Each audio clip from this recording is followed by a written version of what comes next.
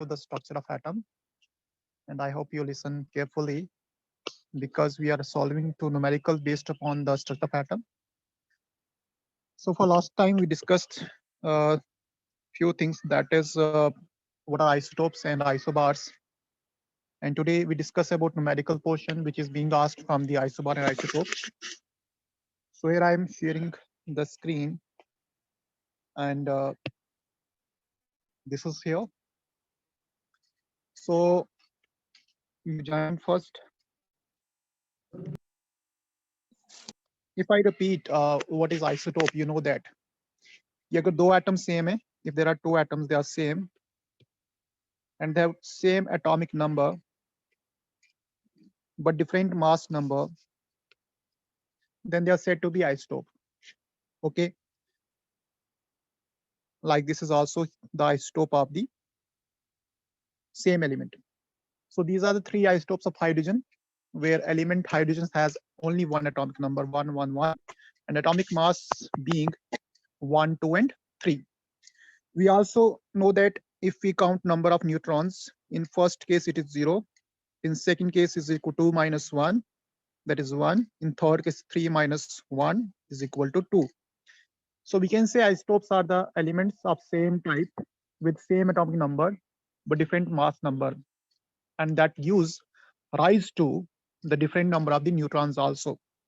The first is called protium, the second is called deuterium, and the third is called tritium. So the three isotopes of the hydrogen. Let us discuss one more example. For example, carbon. Okay, atomic number 6 6, both are same, elements are same, mass number is what, 12 and 13. And even we know that one more isotope is carbon 14, that I told you that that is used for the determination of the age of the fossil fuels. So these are also isotopes. So like that we have so many elements which have isotopes. तो भाई आज आपको ये निकालना है, what you calculate now, कि आपके पास question होगा, उसमें हमें परसेंटेज दी होगी.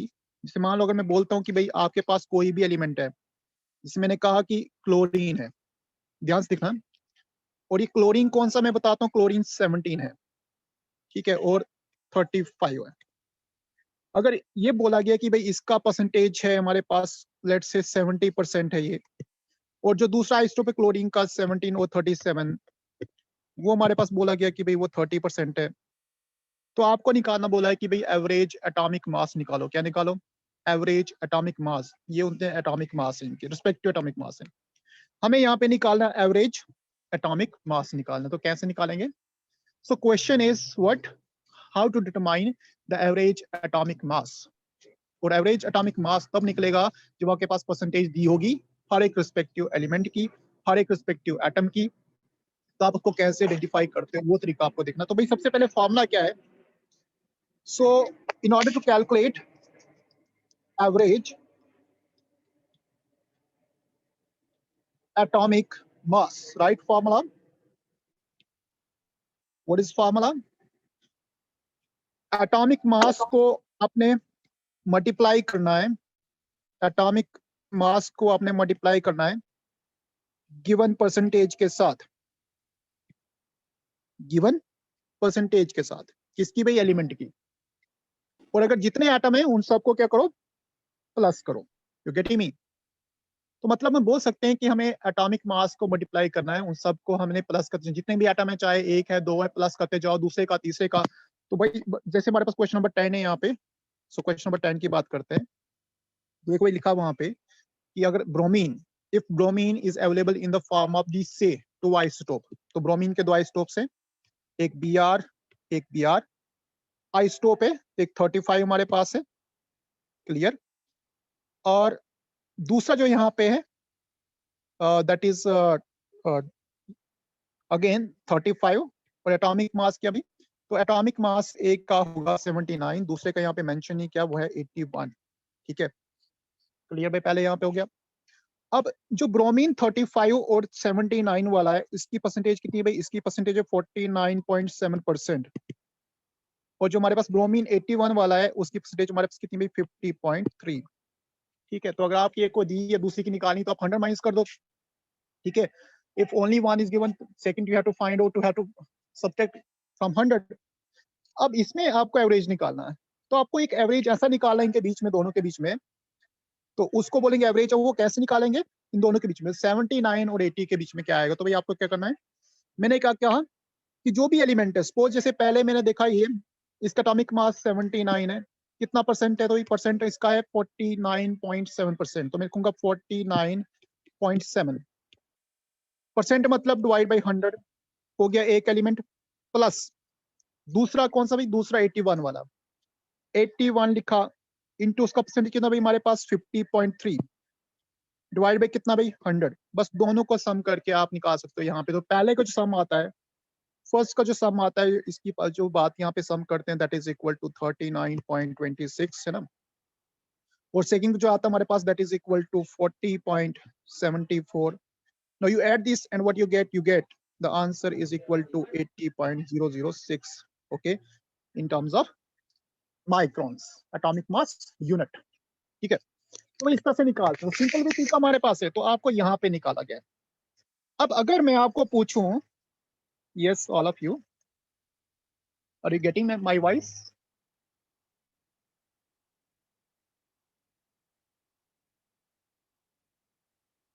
Number 11 question. तो नंबर 11 क्वेश्चन इज दैट, यहाँ पे जो दिया भाई उसके पास उसने बताया कि कोई एक्स एलिमेंट है और एटॉमिक नंबर 8 है, मास एक का 16, दूसरे का 18 हमारे पास है।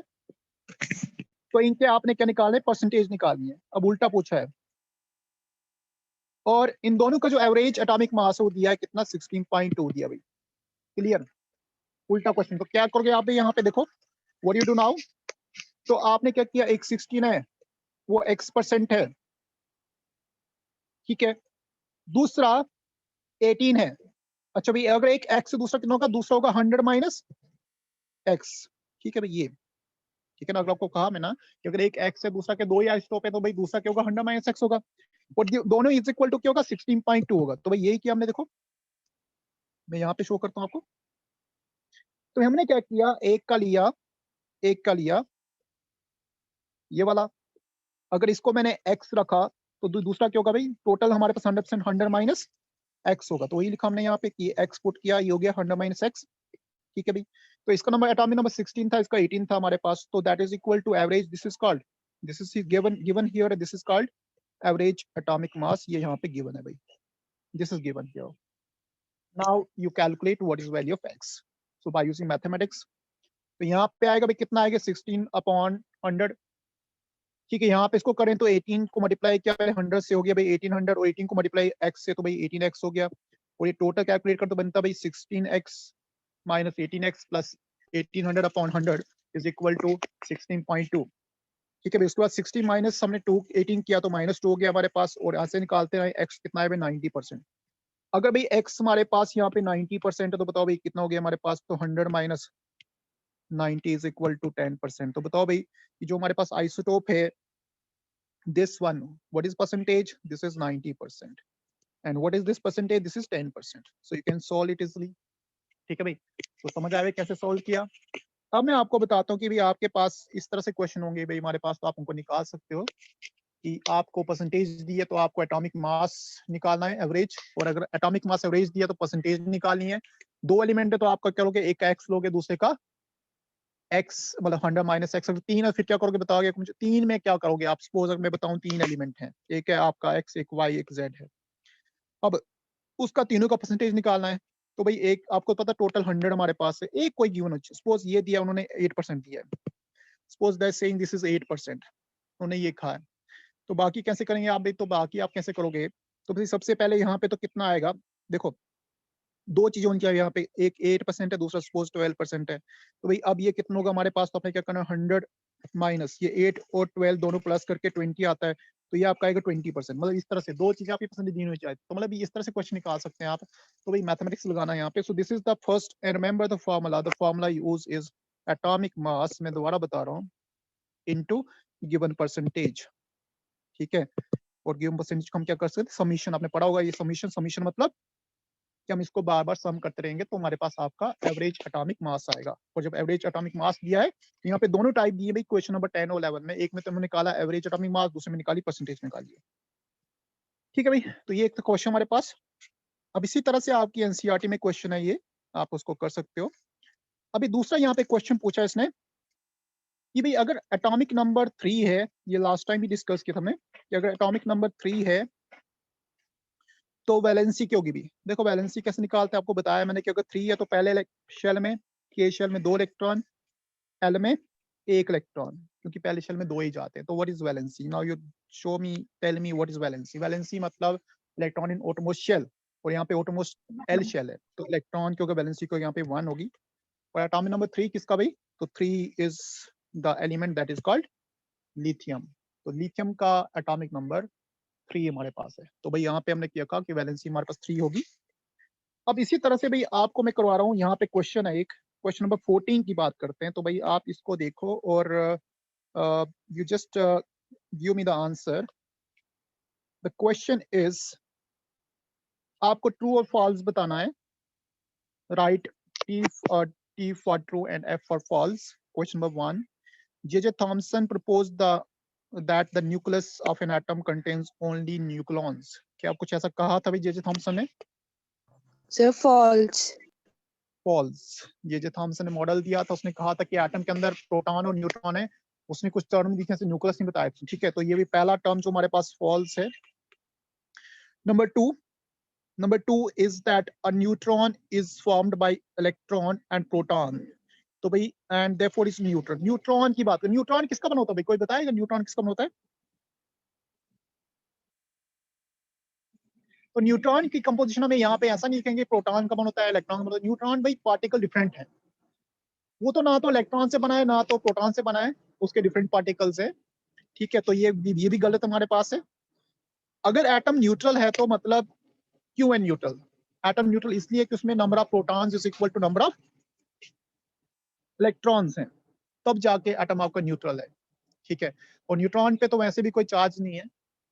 ठीक है, तो न्यूट्रॉन तो ऑलवेज न्यूट्रल होते भाई। अब वो यहाँ पे डिस्कस नहीं करेंगे भाई इसमें क्या बना है, क्योंकि वो थोड़ा सा भाई। अच्छा भाई लास्ट लिखा है the mass of electron is about 1/2000 times of proton. Is this okay और नॉट? C part. मैंने आपको एग्जैक्ट वैल्यू बताई, आपको पता है एग्जैक्ट वैल्यू कितनी बताई आपको मैंने? किसी को याद है एग्जैक्ट वैल्यू कितनी बताई मैंने? एग्जैक्ट वैल्यू आती है हमारे पास 1/1837 टाइम। अच्छा भाई अब यहाँ पे इसने लिखा 2000 अप्रोच किया, इस ये लिखता है कि 1/2000। अगर हम अप्रोक्सीमेट करें तो क्या हम इसको सही बोलेंगे गलत बोलेंगे? सी पार्ट को क्या बोलेंगे भाई? Result is before you, so what you predict? True. Sir, it is Sir, almost approximation चलेगा तो हम ट्रू ही बोलेंगे, क्योंकि अप्रोक्स 2000 तक तो है ना हमारे पास। 2000 अगर लिखता यहाँ पे, अगर सपोज ये लिखता 3000 तो हम इसको गलत मानते, अगर लिखता 1100 तो गलत मानते, अगर इसे लिखता मान लो अगर लिखता 1900 तो तब भी ठीक मानते, क्योंकि अप्रोक्सीमेशन है। तो इसमें अगर आप लिखते हो ट्रू तो इट्स ओके। ठीक है, if you write false then also okay, but you have to mention that at point कि भाई value is exact equal to 1837। Okay, तो आप एवरेज लेके चलते हो उसको 2 बोल सकते हैं इसको। ठीक है, तो ये ट्रू आएगा यहाँ पे, लोअर क्लास में ट्रू आएगा, हायर में जाएंगे थोड़ा फॉल्स आएगा, क्या होगा?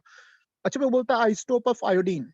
ठीक है, iodine which is used for making tincture iodine. Tincture iodine भाई क्या होती है? हमारे पास मेडिसिन होती है जिसका यूज क्या होता है भाई हमारे पास? कोई बताएगा what is use of tincture iodine? क्या काम करता है भाई आयोडीन जो लगाते हैं टिंचर आयोडीन? the wounds. क्या करता है यूज? The wounds. हाँ, वुंड्स के ऊपर अप्लाई करते हैं। एक तो वुंड को हील करता है, दूसरा उसका होता है कि वो प्रॉपर्टी करता है वहां पे एंटीसेप्टिक। ठीक है, तो एंटीसेप्टिक क्या होता है भाई? एंटीसेप्टिक होता है भाई हमारे पास कि जो जर्म को किल करता है। ठीक है, तो ये काम होता है भाई, याद रखना, टिंचर ऑफ आयोडीन का, एंटीसेप्टिक विच किल जर्म, या बोल सकते हैं जो इन्फेक्शन को मतलब प्रोटेक्ट करता है, एंटीसेप्टिक का काम कर रहा है। तो एक तो हीली भी करता है, दूसरा एंटीसेप्टिक भी करता है काम। तो टिंचर ऑफ आयोडीन जो है हमारे पास वो एक आइसोटोप है। तो भाई ये जो हमारे पास है बताया इसने, जो बेसिकली टिंचर ऑफ आयोडीन का आइसोटोप है, that is not used for tincture iodine, ठीक है। सिंपल आयोडीन जो है वही यूज होता है, टिंचर ऑफ आयोडीन का जो सोर्स वो यूज नहीं होता, तो ये भी फॉल्स हमारे पास है। अब हम नेक्स्ट आते हैं भाई हमारे पास, इसी तरह से भाई यहाँ पे क्वेश्चन हमारे पास, तो question is here that is कि भाई आइसोटोप क्या होते हैं भाई, तो बता सकते हो आइसोटोप क्या होते हैं। आइसोटोप ऑफ एलिमेंट, ऑप्शन हमारे पास है ए आपका कि सेम फिजिकल प्रॉपर्टी होती है उनकी, बी बताता है डिफरेंट केमिकल प्रॉपर्टीज होती हैं, सी बताता है जिसमें नंबर ऑफ न्यूट्रॉन्स डिफरेंट होते हैं भाई, और बताओ भाई क्या हो इसमें सी, और डी बताता है डिफरेंट एटॉमिक नंबर्स होते हैं। पहली बात है डिफरेंट एटॉमिक नंबर सेम होते हैं, ठीक है, सेम एटॉमिक नंबर होते हैं। अच्छा, फिजिकल प्रॉपर्टी डिफरेंट होती हैं, केमिकल प्रॉपर्टीज भी ऑलमोस्ट डिफरेंट होती हैं, तो भाई बचा क्या हमारे पास, जिसमें डिफरेंट नंबर ऑफ न्यूट्रॉन्स हों। Is it okay? Neutrons. तो अभी पढ़ा था, मैंने बताया था आपको स्टार्टिंग में बताया था कि हाइड्रोजन के तीन आइसोटोप है, प्रोटियम, ड्यूटेरियम और ट्राइटम। प्रोटियम में हमारे पास only there is 0 proton, 0 neutron sorry, and in case of deuterium there is 1, and in case of tritium 2। Next, the number of valency of the electron in the chromium, so it is equal to 8। तो चलो हमें chromium तक नहीं जाना, हमें कहां तक जाना है, हमें जाना है अप टू एटॉमिक नंबर 20 तक, ठीक है। Chromium is 24, so we do not go up to chromium। Next is that sodium की बात बताओ भी, तो सोडियम क्या होता है भाई, सोडियम का number 11, so what is configuration 2 8 and 1। तो भाई मुझे बताओगे यहाँ पे इसके इसके के शेल में कितने इलेक्ट्रॉन है, 2, एल में 8, एम में 1, तो इसकी वैलेंसी कितनी भाई हमारे पास 1 plus 1. 1। इसके लास्ट दो शेल में कितने इलेक्ट्रॉन है, लास्ट दो शेल में 9। टोटल इलेक्ट्रॉन कितने भाई यहाँ पे 11. 11 टोटल इलेक्ट्रॉन। कितनी शेल्स है टोटल, 3 शेल्स। इनकम्प्लीट शेल कौन सी है, M shell, last shell incomplete है, ठीक है। और लास्ट शेल जो एम है उसमें कितने इलेक्ट्रॉन कंप्लीट है, इनकम्प्लीट है, कितने इलेक्ट्रॉन चाहिए उसको कंप्लीट होने के लिए, कितने चाहिए भी 17. 17. 17 चाहिए, 288 288 then 18 18 32। Remember you are writing number, first shell को 2, फिर 8 8, फिर 18, फिर 18, फिर 32, तो मतलब उसको चाहिए थे 7 इलेक्ट्रॉन, ठीक है। तो ये आपको याद रखना है। अब इसी तरह से भी हमारे पास नीचे टेबल है, इसको आपने कंप्लीट करना है, बट नीचे आंसर मत देखना, ठीक है। मैं इसको थोड़ा सा विजुलाइज करो यहाँ पे, तो भाई देखो यहाँ पे ये बोलता है कि पहला एटॉमिक नंबर 9 बताया, तो भाई आपको पता है कि 9 is a number of, 9 is number of what, fluorine, ठीक है भाई, तो उसका 9 है। एटॉमिक मास क्यों, तो भाई मैं आपको बता दूं इट इज इक्वल टू 19, ठीक है भाई। अब आप ये भी कर सकते हो कि एटॉमिक नंबर दिया है और नंबर ऑफ न्यूट्रॉन दिए हैं, तो उनको भी ऐड कर सकते हो, दैट इज एटॉमिक मास। तो न्यूट्रॉन कितना है यहाँ पे माइनस को इक्वल टू 10, तो क्या भाई न्यूट्रॉन का नंबर ठीक आया, ठीक है ना। न्यूट्रॉन कैसे निकालते हैं, एटॉमिक मास नंबर को डिवाइड माइनस करते हैं किससे, नंबर से 10 आते हैं। तो भी बताओ यहाँ पे प्रोटॉन कितने हैं, what is number of protons, तो proton is number of atomic number which is equal to 9। 9. Like atom हमारे पास है, न्यूट्रल है, यहाँ पे कोई चार्ज नहीं है, तो ये भी 9। और तो नेम ऑफ एटम क्या भाई हमारे पास फ्लोरीन है, ठीक है, फ्लोरीन है। अच्छा भाई 16 किसका नंबर है, तो सल्फर का भाई, 16 इज सल्फर। देखो तो बोलता भाई 16 हमारे पास सल्फर है, मान लिया। एटॉमिक मास का 32 है, तो बताओ भाई न्यूट्रॉन कितने, पहले न्यूट्रॉन फिल करो, इसमें कितने हैं, नंबर ऑफ न्यूट्रॉन्स कितने हैं यहाँ पे, 16. तो इट इज 16, 16. ठीक है, हमने फिल किया 16 आए। अच्छा प्रोटॉन कितने, प्रोटॉन 16 होंगे, इलेक्ट्रॉन कितने, वो भी 16 होंगे, ठीक है, क्योंकि एटम क्या न्यूट्रल है। अगर मैं आपको बताऊं तो भाई इस स्पीशी में इलेक्ट्रॉन कितने बता सकते हो, इसमें इलेक्ट्रॉन कितने, प्रोटॉन कितने और न्यूट्रॉन कितने, बताओ भाई। अगर ऐसे बता दो मैं 16 और 32 है, अब बताओ इलेक्ट्रॉन्स, प्रोटॉन्स, न्यूट्रॉन्स कितने हैं। Neutron is equal to 32 minus 16 is equal to 16, proton is equal to atomic number which is 16, electron कितने भैया बताओ, 16 है या 18 है या 14 है। यस, इलेक्ट्रॉन्स, 2 नेगेटिव चार्ज है, 2 नेगेटिव चार्ज मतलब 2 इलेक्ट्रॉन बढ़ गए। अभी बताओ भाई, अभी तो हो गया clear. Yes, 2 Sir, negative 4. Charge है, क्या बोल रहे 4? ओ भाई इलेक्ट्रॉन कितना है इसके 16. ऊपर? 16 तो हैं, बट 2 नेगेटिव चार्ज है, 2 और बढ़ेंगे 18. 18 होंगे भाई। अगर यहाँ पे 2 पॉजिटिव तो फिर क्या करते आप? 16 माइनस 2 करते इज इक्वल टू 14 होते। अगर यहाँ पे 3 नेगेटिव तो क्या करते आप? 3 प्लस करते। जितना नेगेटिव चार्ज में प्लस का इलेक्ट्रॉन, नेगेटिव चार्ज में इलेक्ट्रॉन का ऐड होना, पॉजिटिव चार्ज मतलब इलेक्ट्रॉन का लॉस होना, कैटाइन एनाइन। एनाइन के ऊपर जब भी होगा कोई एनाइन बनेगा with 1 negative charge, you have to add electron. ठीक है, तो ये थी आपकी आयनिक स्पीशी। तो अभी यहाँ पे कोई आयनिक नहीं है। इस तरह से भी कार्बन 12, ये सॉरी मतलब ये नेक्स्ट एलिमेंट जो 12 का है, तो 12 इज व्हाट? मैग्नीशियम। Magnesium. और इसका एटॉमिक मास ने बताया 24 दिया है, तो भाई नंबर ऑफ न्यूट्रॉन्स कितने भाई? तो 12 में से 12 निकालो, 12 ही आएंगे। तो यहाँ पे न्यूट्रॉन 12 आएंगे। प्रोटॉन यहाँ पे 12 है। इलेक्ट्रॉन कितने? वो भी 12 है, क्योंकि एटम स्पीशी हमारे पास। और what is metal? Metal is magnesium.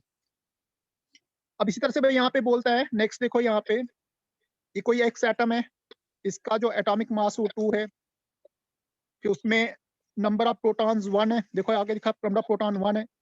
तो बताओ भाई न्यूट्रॉन कितने होंगे? न्यूट्रॉन कितने होंगे? 1, 2 माइनस 1, न्यूट्रॉन 1 होंगे। अच्छा भाई एटॉमिक नंबर कितना होगा भाई? हमारे पास प्रोटॉन 1 है, तो नंबर कितना होगा भाई? भी 1 होगा। 1. इलेक्ट्रॉन कितने भाई यहाँ पे? ये भी 1 होगा। तो बताओ भाई एलिमेंट कौन सा है? Hydrogen. Very good, it is hydrogen. Next हम देखते हैं। तो नेक्स्ट हमारे पास देखो, हम पढ़ते हैं next one is atomic mass 2 है। एटॉमिक मास 2 है, कोई भी सॉरी कोई एटम एक्स है, एटॉमिक मास 2 है। फिर इसमें प्रोटॉन 1 है, और भी है, कुछ और कुछ नहीं है। तो बताओ भाई न्यूट्रॉन कितने हैं? 1। न्यूट्रॉन हो गए 1. 1, एटॉमिक नंबर भी 1, इलेक्ट्रॉन भी 1। तो व्हाट इज एटम? एटम क्या होगा भाई यहाँ पे? एक्स। What is x?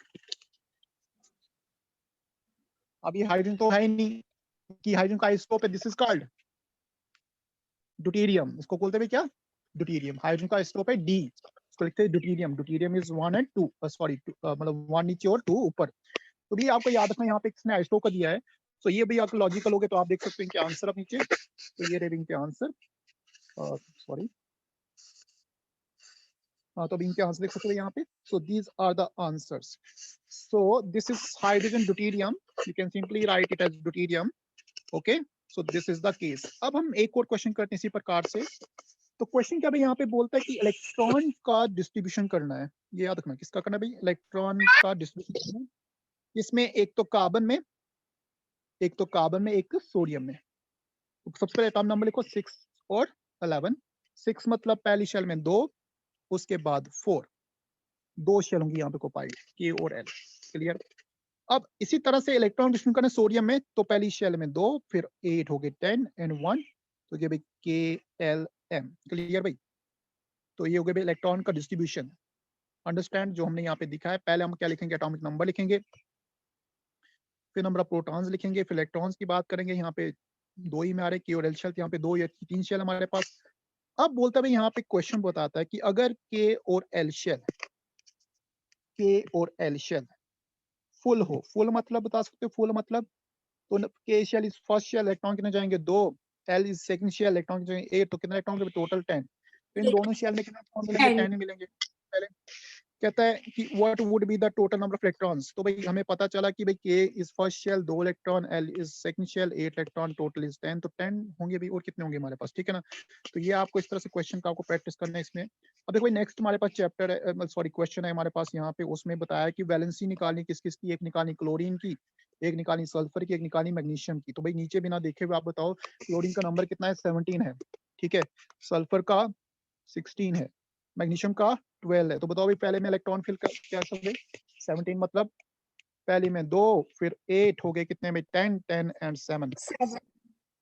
दूसरी की बात बताओ भाई 2, 8 एंड 6। ठीक है, third one is 2 and 8, 10 and 2, 12। अब बताओ वैलेंसी क्योंकि, तो वैलेंसी निकालने के लिए आपको बताया फॉर्मूला कि अगर लास्ट शेल में 4 से ऊपर है तो क्या करते हैं भाई? 8 माइनस नंबर कर देते हैं, Minus 1. 1। वैलेंसी 7 नहीं भाई, उसकी वैलेंसी क्योंकि इट इज 1। सेकंड वैलेंसी वो भी इक्वल टू 2, और भाई नीचे की वैलेंसी 4 से नीचे हो तो क्या Minus होगा भाई? 2. इट इज ओनली 2, ठीक है। तो वैलेंसी होगी हमारे पास 2 यहाँ पे, तो इस तरह निकाल सकते हो यहाँ पे। This is valency of the atom. और भाई पहले मुझे बताओ कि भाई जो पहला एटम उसमें कितने शेल्स हैं? उसमें 3 शेल्स हैं। दूसरे में कितनी? 3 शेल्स हैं। और लास्ट में कितनी? 2, सॉरी इसमें भी 3 शेल्स हमारे पास हैं, ठीक है भाई। ये हो गए हमारे पास ऐसे। अब हमें जो बेसिकल देखो भाई, जो आज का ये क्वेश्चन हमारे पास है ये वाला, आप इसको पढ़िएगा and you will find the atoms up to atomic number how much 18। There are number of electrons, protons, neutrons, shells में डिस्ट्रीब्यूशन और टोटल वैलेंसी बताई यहाँ पे, ठीक है। तो मैं आपको बताता हूँ, जैसे मैंने बात कर रहा हूँ सिलिकॉन की, ठीक है। मैं आपको 2-3 बता दूंगा। मैंने लिया सिलिकॉन, एटॉमिक नंबर कितना होता है सिलिकॉन का? 14 होता है। तो इसमें आपको 14 बता दिया मैंने। तो अब मैं आपको सिंपल बता रहा हूँ यहाँ पे कि भाई 14 है तो इसमें इलेक्ट्रॉन कितने हैं, प्रोटॉन कितने हैं, पहले ये बताते हैं। तो भाई अगर एटम न्यूट्रल है, कोई चार्ज नहीं है, तो फिर number of electron is equal to proton and that is equal to 14। Clear? अच्छा भाई इलेक्ट्रॉन्स शेल के हिसाब से कितने? तो भाई पहले जाएंगे 2, फिर जाएंगे 8, हो गए हमारे पास 10 and then left is 4।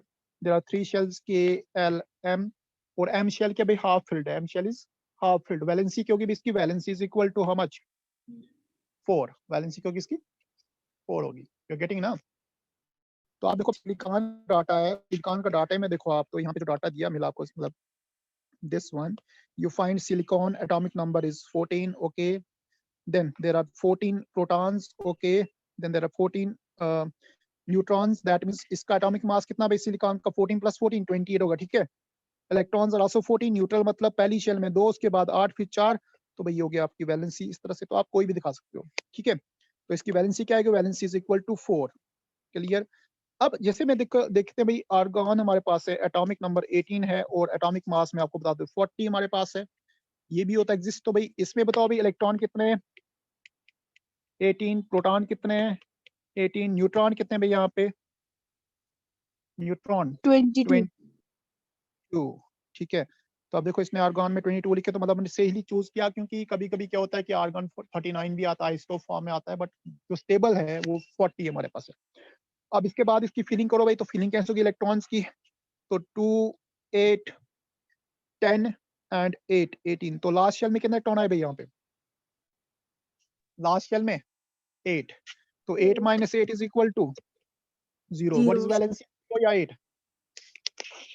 Yes 0. Sir, yes, zero. Valency is equal to 0। And remember, जब किसी भी एटम के शेल में 2 इलेक्ट्रॉन हो या 8 हो, उसकी ऑक्टेट स्टेबल होता है, वो कंपाउंड आपका स्टेबल होता है। तो आर्गन स्टेबल है, आर्गन रिएक्ट नहीं करता।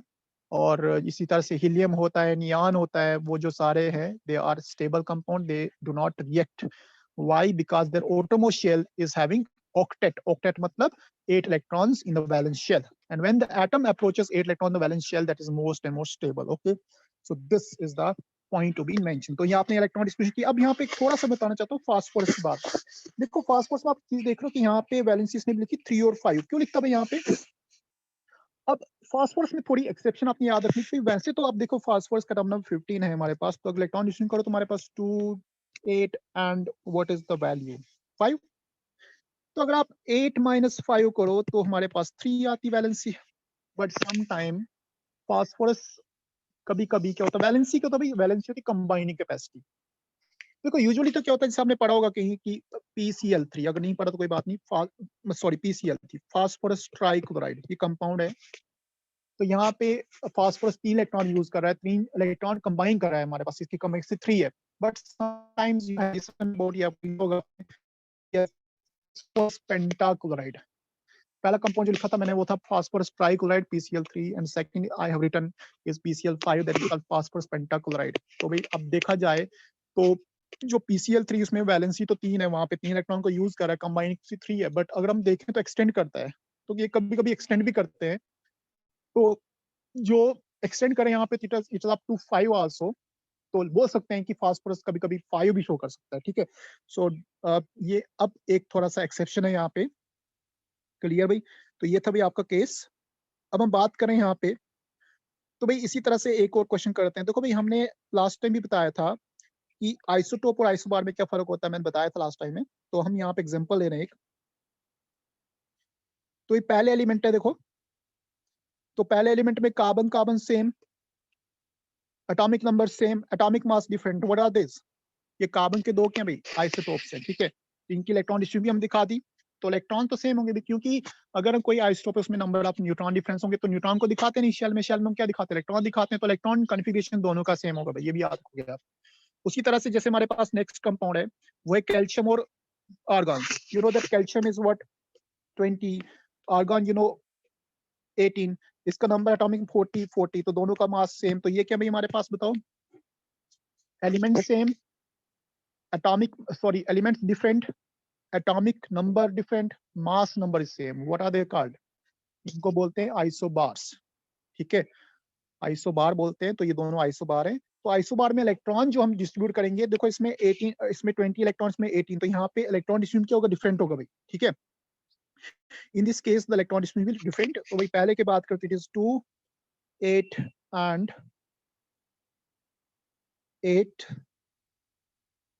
एंड 2, दूसरे करें तो क्या होगा भाई 2, 8 एंड 8, क्लियर ना, तो ये होगा भाई। तो इसमें आपके 4 शेल हो गए यहाँ पे इसके पास, तो इसकी वैलेंसी क्या आएगी 0, इसकी वैलेंसी क्या आएगी भाई बताओ, what is valency of calcium?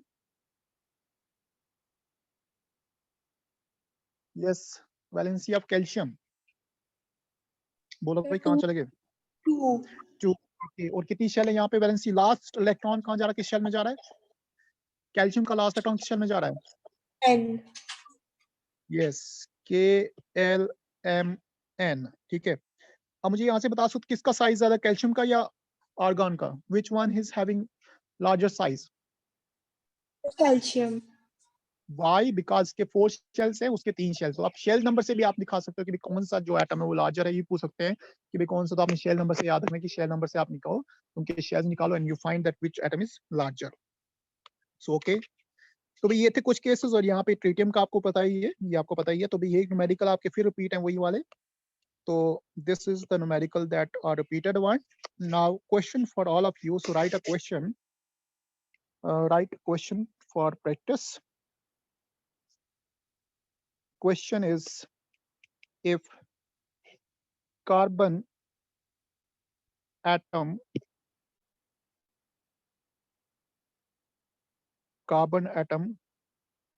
has carbon 12, 98% and carbon 13, 2%, what will be the average atomic mass of carbon? What will be the average atomic mass of the carbon? ये आपको क्वेश्चन करना भाई, और इसका आंसर निकाल मुझे बताओगे कि एवरेज एटॉमिक मास क्या होगा। एक हमारे पास कार्बन 12 है, एक 13 है, और परसेंटेज दी है।